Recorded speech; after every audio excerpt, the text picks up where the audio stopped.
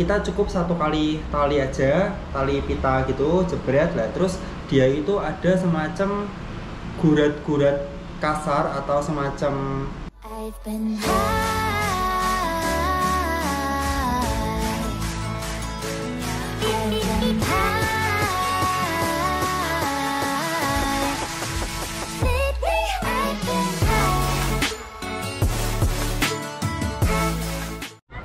Halo guys, selamat pagi dari Trilomba Juang Semarang. Hari ini aku lagi pakai sepatu Nike Vaporfly Next 2 dan kali ini tepat sekitar 70 kilo aku pakai sepatu ini. Jadi aku mau kasih reviewnya Nike Vaporfly Next 2 ini selama 70 kilo menurut pendapatku. Let's go.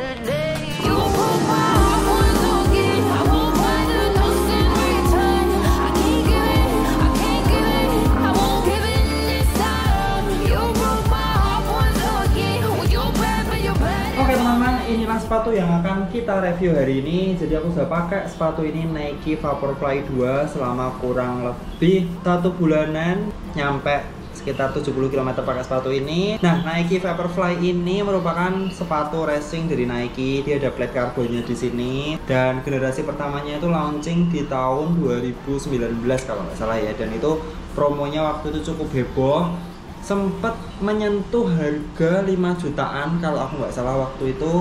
Kan bisa dibeli di luar, jadi kalau waktu itu mau cari itu harus just tip gitu teman-teman. Nike Vaporfly 2 ini mempunyai heel drop 8 mm, lumayan tajam ya, dan tingginya ini 40 mm teman-teman. Untuk review kali ini aku akan bikin poin-poin positif dan negatif atau kelebihan dan kekurangan dari Nike Vaporfly 2 ini teman-teman. Tapi disclaimer dulu, ini adalah murni pendapat pribadi dari aku. Jadi kalau kalian mempunyai feel yang berbeda, mempunyai experience yang berbeda, atau mempunyai tanggapan yang berbeda, boleh tulis saja di kolom komentar atau kalian bisa buat review sendiri. Oke, let's go. Ini dia. Dimulai dari kelebihan teman-teman, desain dan warna. Kalian bisa lihat Nike Vaporfly ini dia tuh mempunyai pilihan warna yang banyak banget. Kadang beda negara, beda warna juga. Dan rata-rata warna yang dipilihnya tuh cukup keren. Kalian bisa pilih yang kalem, kalian juga bisa pilih yang eye-catching, yang mencolok gitu teman-teman. Dan desainnya ini cukup keren. Ini personal menurutku ya. Dia juga relatif ringan, jadi itu poin yang pertama. Poin yang kedua mengenai feel dari sepatu ini. So far selama 70 km aku pakai sepatu ini tuh nyaman-nyaman aja, enak-enak aja. Dia kerasa pas di kaki. Ada satu poin yang jadi kelemahan tapi akan aku sebut nanti.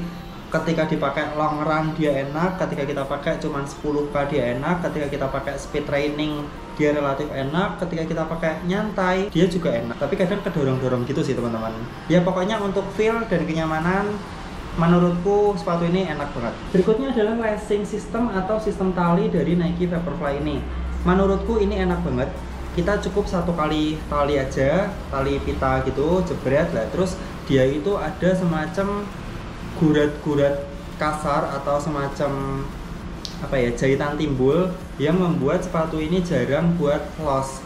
Jadi kita tuh cukup sekali aman, nggak gampang copot kayak sistem tali yang lain teman-teman. Kelebihan berikutnya adalah perpaduan dari sol bawah. Jadi busa ini atau Nike Zoom X ini, lalu carbon plate dan uppernya ini membuat sepatu ini tuh kerasa empuk, enak, dan pantulannya juga, hentakannya tuh juga kerasa. Jadi nggak ambles, nggak hilang teman-teman. Ketika menapak ke dalam tanah atau ke dalam aspal atau ya tempat lari kalian, dia tuh karena desain kakinya, desain apa ya, sol bawahnya seperti ini, dia ada lekukannya gini, kaki kita tuh terasa dilontarin tapi tetap kerasa empuk, nggak keras teman-teman.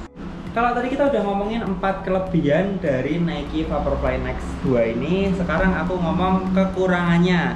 Dan sekali lagi, ini menurutku ya teman-teman. Yang pertama, bad durability. Ini bener-bener nyebelin sih. Kalian bisa lihat nih. Ini aku pakai dari mulai kilometer ke 40 atau 50, dia ada cat yang terkelupas di sini. Nah, ini setelah aku tanya-tanya ke teman yang udah lama duluan pakai sepatu ini, ternyata mereka tidak rekomen Vaporfly ini buat lari di hujan atau basah-basahan karena banyak kasus guratan-guratannya ini makin parah, terus catnya ngelupas gitu teman-teman. Nih, ini kayak catnya ini kayak lama-lama hilang gitu. Nah, tapi untungnya punyaku untuk lemnya aman, karena ada teman yang setelah 50 km tuh dia udah jebol sininya. Aku nggak ngerti kenapa kok bisa jebol. Nah ini ciri khas dari Nike Zoom X tuh selalu ada guratan-guratannya kayak gini. Ini dimulai dari dulu Nike Zoom Fly generasi pertama tuh udah kayak gini. Nah ini kalau kena kayak paku atau kawat atau batu ini pasti bakal langsung kayak gini, kayak retakan-retakan gitu nih teman-teman. Ya ini menurutku sih not well, untuk harga sekian durability-nya kurang oke. Yang kedua masalah harga atau ketersediaan stok.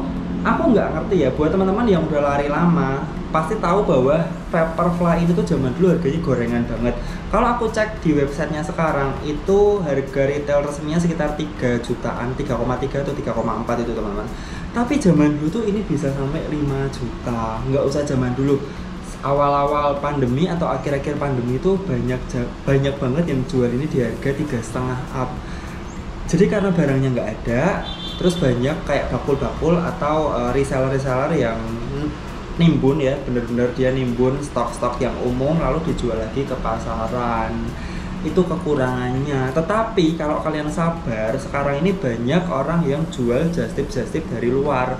Kalau kalian cek harga resminya 3,3, kalian bisa dapat dengan harga yang di bawah 3 juta. Kayak ini terus terang aku dapat di harga 2,4 atau 2,5 gitu. Karena kalau 3,4 aku juga sayang sih terus terang kalau mau beli. Bahkan kalau kalian lihat, kalau kalian cari-cari dengan teliti dengan seksama, ada juga yang jual 2 jutaan bahkan 1,9, tapi kayak size-nya terbatas gitu. Dan menurutku kalau kalian mau cari Vaporfly ini, kalian sabar aja, nggak usah terlalu terburu-buru. Karena kalau terburu-buru tuh harga itu pasti dapatnya tinggi teman-teman.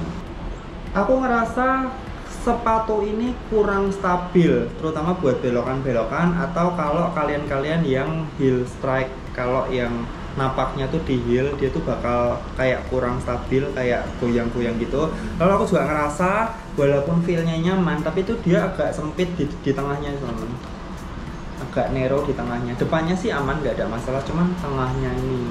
Nah jadi kalau kalian mau beli sepatu ini ya hati-hati, terutama buat belokan. Nggak bisa kita modelnya tuh ngegas tikungan yang 90 derajat yang siku gitu, digas itu nggak bisa, itu rawan banget takut terkilir atau nyeri ya, jadi mendingan kalem aja. Nah ini yang terakhir, kelemahannya yang mungkin paling krusial, at least menurutku, sepatu ini tuh pasaran banget.